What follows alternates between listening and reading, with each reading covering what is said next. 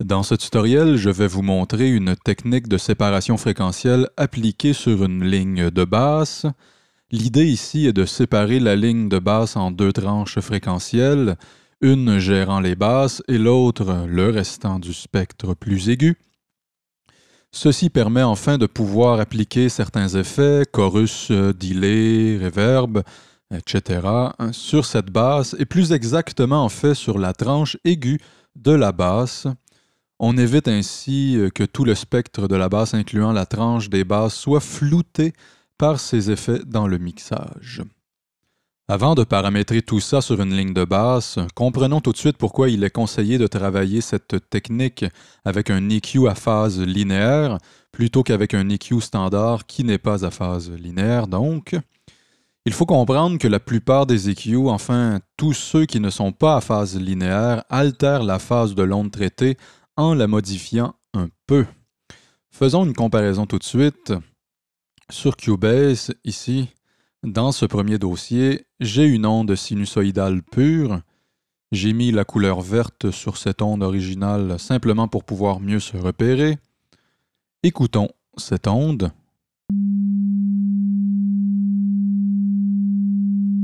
Sur la copie de cette onde ici en gris, amplifions les fréquences autour de 689 Hz avec l'EQ Linear Phase EQ de Waves, qui est un EQ à phase linéaire. Écoutons.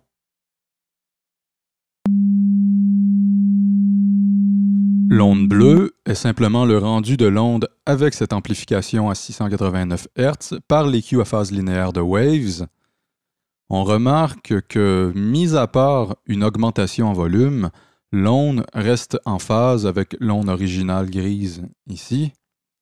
On remarque que les passages à 0% de modulation arrivent au même moment.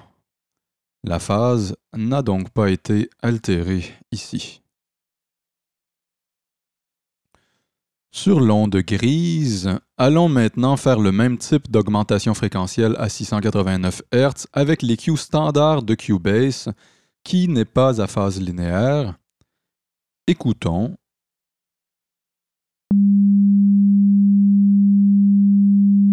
C'est sensiblement la même chose ici. L'onde en jaune est la représentation de l'onde amplifiée avec l'EQ de Cubase. Si on la compare avec l'onde originale en gris, on remarque maintenant que sa phase a été modifiée. On voit bien par exemple que les passages à 0% de modulation ne sont plus calés avec l'onde originale.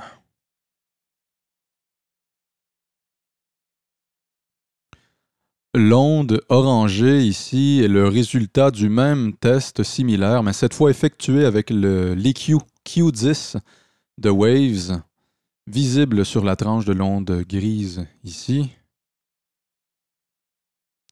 Cet EQ n'est pas non plus un EQ à phase linéaire, donc c'est un EQ standard. On remarque encore une fois ici, on compare à l'onde originale, que la phase a été altérée.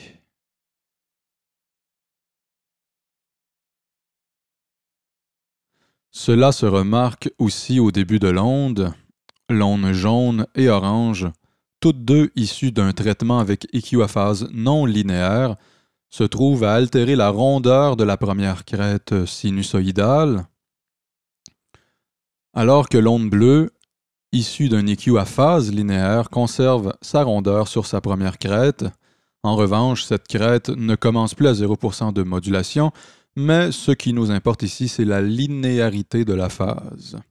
Bon, c'est bien beau tout ça, mais pourquoi cela est-il important de conserver une linéarité ici, puisque cela n'altère pas en soi le son comme tel lorsqu'on écoute en solo une onde sinusoïdale? Eh bien, cela deviendra plus clair et audible dans le second dossier. Ici, l'onde verte est l'onde originale. Il s'agit d'une ligne de basse jouée avec le Moog Modular V d'Arturia. Écoutons cette simple ligne.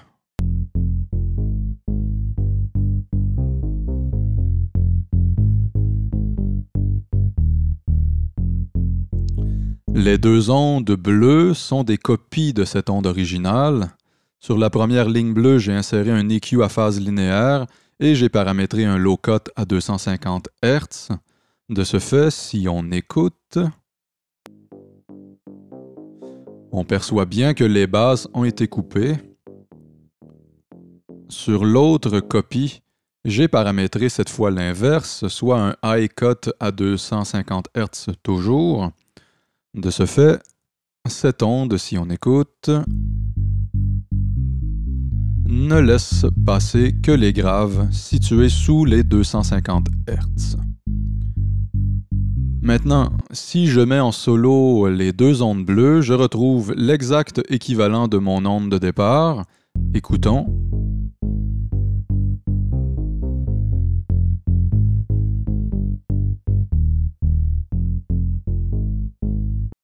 Nous pouvons s'assurer que c'est l'exact équivalent par la fonction d'inversion de phase.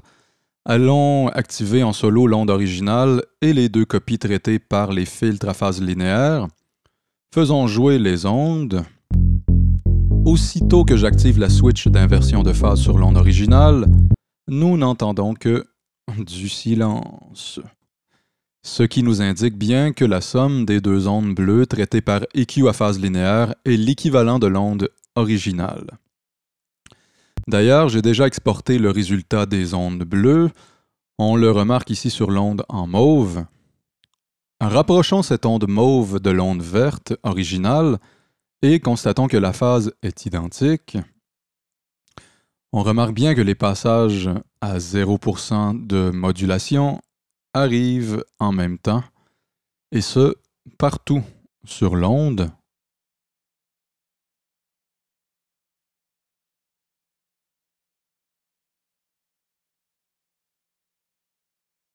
Plus bas, les deux ondes en orange sont aussi des copies de l'original, mais elles sont maintenant traitées par les EQ standards de Cubase avec la même philosophie. La première coupant les basses avec un low cut à 250 Hz et la seconde coupant les hautes avec un high cut à 250 Hz. L'onde en jaune se trouve à être le résultat après l'exportation des ondes orange. Nous écouterons tout d'abord l'onde originale et enchaînerons avec les deux ondes traitées avec les EQ de Cubase. Vous remarquerez qu'on perçoit bien à l'oreille les problèmes de phase causés par les EQ qui ne sont pas à phase linéaire. On perd quelque chose du son de la basse, elle manque de corps, ou enfin quelque chose comme ça. Écoutons l'onde originale.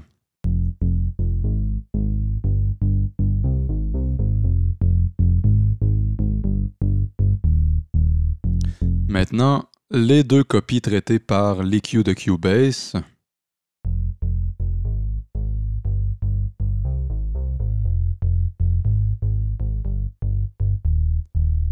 Pour bien entendre la différence, rapprochons l'onde jaune, qui est la somme des ondes orange, vers la wave originale verte, et en mettant en boucle la première mesure, passons de la wave originale verte à la wave jaune. La différence est quand même manifeste ici.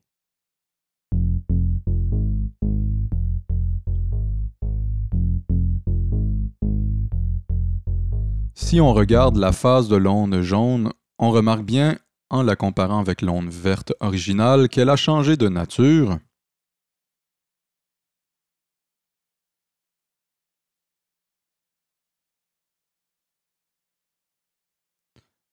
Alors que l'onde mauve, qui, on le rappelle, est aussi la somme des deux copies originales, traitée ici par des EQ à phase linéaire, est pour sa part identique à la phase de l'onde originale verte.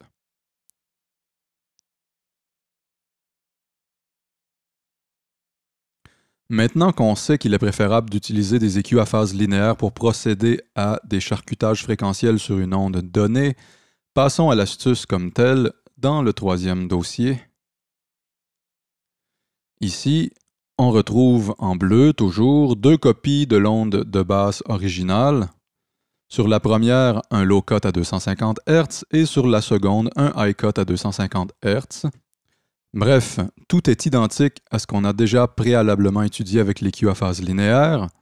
On est déjà assuré que la somme de ces ondes ne créera pas de creux sonore. Nous avons donc l'opportunité d'ajouter sur la tranche fréquentielle aiguë de notre basse certains effets, en l'occurrence ici un doubler, un delay et une réverbération. Je peux alimenter ce canal par effet send ici sur la piste gérant les hautes fréquences de ma basse. Écoutons cette piste en solo avec les effets.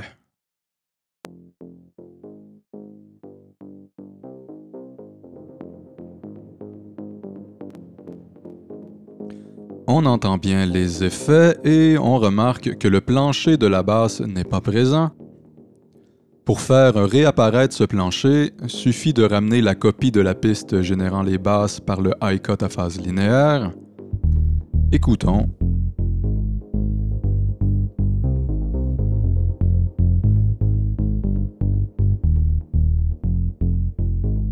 Et voilà, nous avons là une grosse ligne de basse avec des effets de type chorus, delay et reverb ajoutés sans que les fréquences basses de notre strate soient floues et noyées dans les effets.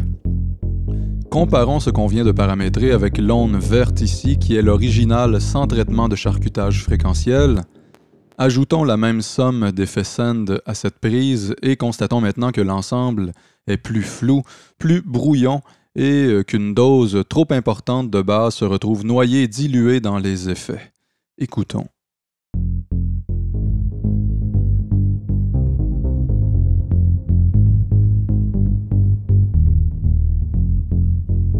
Réécoutons notre basse traitée avec un charcutage fréquentiel à phase linéaire avec la tranche des aigus passée dans les effets et la tranche des graves bien sèche.